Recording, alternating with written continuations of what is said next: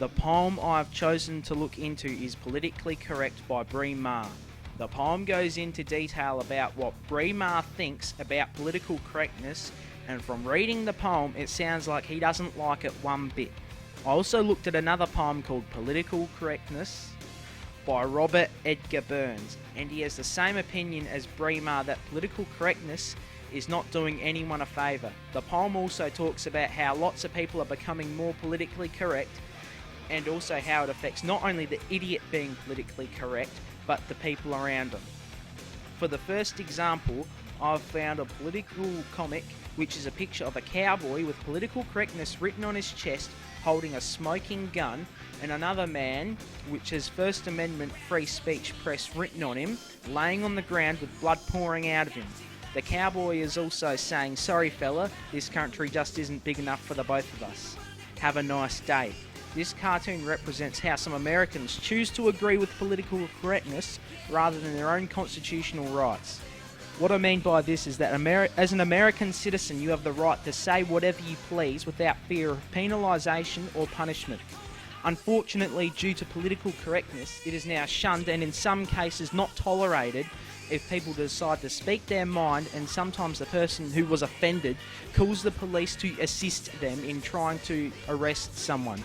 Basically, what the comic is trying to point out is that political correctness goes against a constitutional right and is meaningless.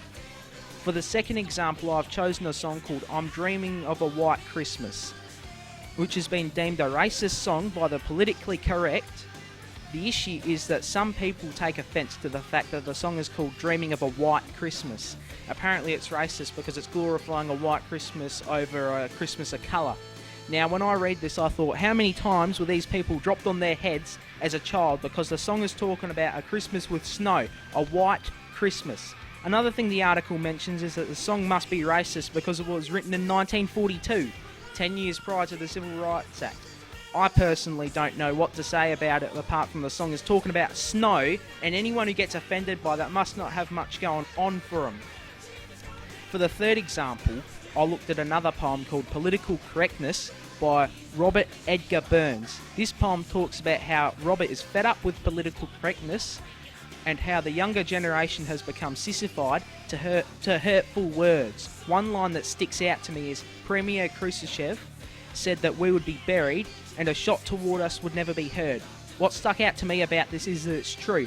Political correctness is destroying our nation and others from the inside out, and has achieved all of this without having fired a single bullet. Also in the poem it talks about the fact that our schooling systems implement political correctness whether we like it or not. Our government would rather tell us nice stories about how everyone gets along rather than what's really happening in the world. The media does the same thing too, and a lot more sources of information do the same because people would rather read or watch a story about how everything is good and fine rather than all the wars and deaths that occur on a daily basis. In conclusion, political correctness is a disease that has spread across the globe and planted its roots into society. This disease needs to be eradicated for good, and people need to stop getting offended so easily when someone calls them a mean word or hurts their precious little feelings.